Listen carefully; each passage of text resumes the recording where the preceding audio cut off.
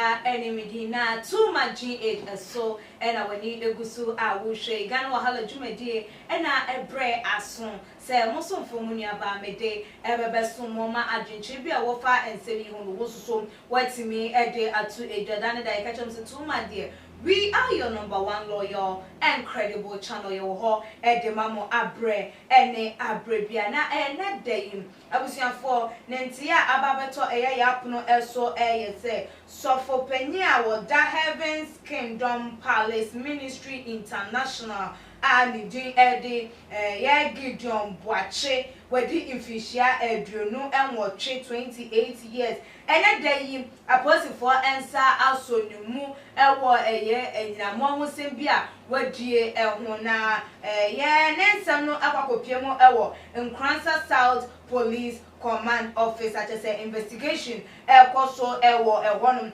na ne ba ene dey won kan no ho out so wato na nanom ewo ensiedo no so edin ede Boache Queenstown na ebusuafo according to ensama ababeto edwa from Manjoy Online na tese papai Gideon Boache wonu na just woda asore and din ede Heaven's Kingdom Palace Ministry International anom na nansentemo woko 2020 no emu no abatuo ni mu na just woko Nkransa wokokoto na aba kama na wo free wonum no according to abusuafo wo mo ensam wo modin tu dwanom na wo fa ne ba wadi yemfinhia enkron Queenstown Boache edi no edi nachi ekokopie mu se wo mo eba enkran krodua mu. That was on the 14th of December 2020 no na wo mo free Nkransa Porta mo eho no ma tese wo mo eba enkran krodua no emu na wo mo free wo no ma tese wo mo ba ye no wo mo nte Queenstown enka ebiem na no na tese mpanifo ensoso etu anamon se we dia wo mo ba behwe womo ena na anom and grandparents no eyo imagine say womo ba no ma ba behwe Boache Queenstown said de ne hu esi etie no meme pie mu ewo ho no na chese womo ebusa papa yi say na ayi wen ye na Queenstown hefa na wo na papa ne de nsem etu edwa ese akwada no enye wono ne ba enkran ha enti wono oni ne nchen ewo nkran ha se ne no na chese according to Mr. Boama our logic complain no papa ni din edi Christian oforo ye uncle for the disease no wodi etu eja ese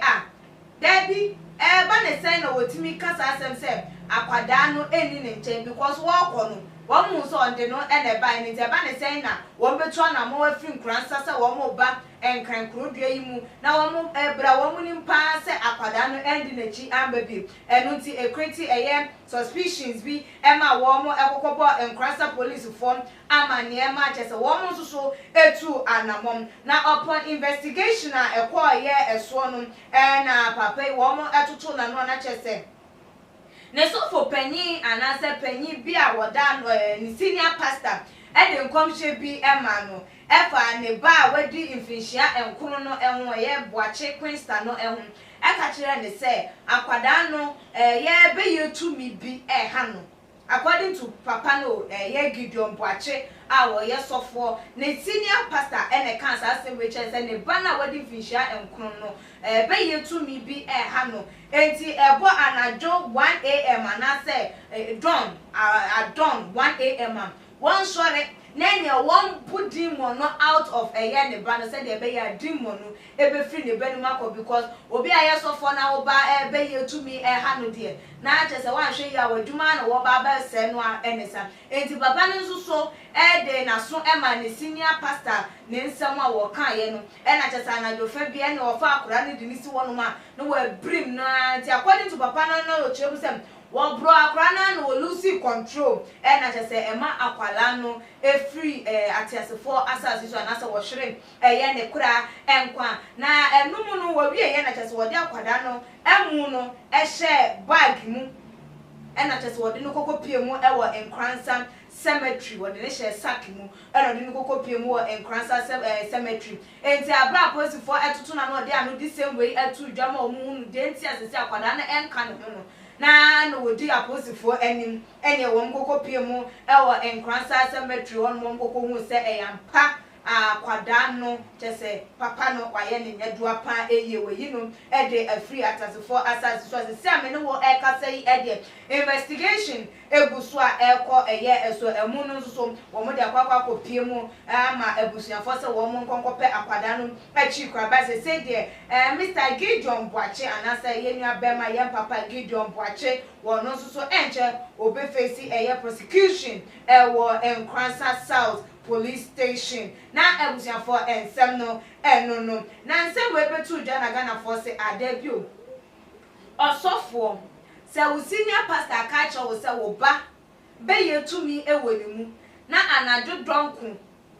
yi be yetumi ni free akwada ni mu with ebra ehun na wo pamo no ana akwala no na wo bro no because wo bu akwada na nipedia na wo bu no be ye no so ehun ma ti akwala ni mu enti wo bu akwada no eno ene be ma be ye na akwala no ne Ghana for adwin bi wo no ma wo mo dwen ho a wo mo NTSS even normal person crampo no hu se ne be ya so de no hu se ne ba sesa wo ne ye bi mu kwa wo ni se ade we de enye kwa wo de kwa mpaibom na nkampo se wo sofo a wo ye sofo a se wo di ya asori ni ma na wo da asori ano na wo mom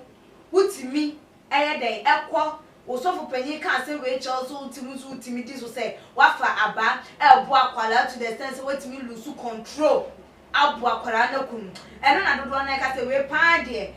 we yinjili no for life ene bi no mo nso ese ni ansem no enchirase dodo na ewo ntinto waze ena apostle na mfanye hwehwemu na de twemu bia no entimi empie emma because ono nko a entimi enkonkonko dem se ye den asofu panyi na o man sa prophecy no ono nso so e wo se ne ho enkomu ebi na ebusuafo won so wadwe nkyere efa nsem yi ho ene se de so fo yeye eye ne kwan so a eno no for the nkyere wo fa nsem no ho no ebra e wo too much GH comment section like your videos na share e wo all the social media platforms so follow yen e wo your IG page so any Twitter page at @tumaGH _ Facebook @tumaGH e please kapa any media that's ne ye be sanisha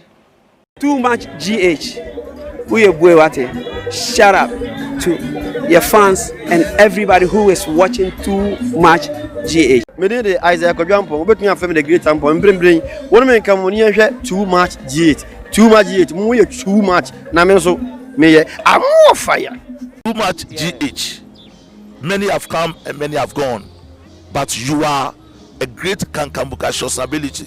worth being beheld by every optical nerves. That saith the papacy. Keep watching Too Much GH and you get the best of entertainment, the best of everything you want. My name is Ohima One. Keep watching Too Much GH. It's the best. Keep watching Too Much GH.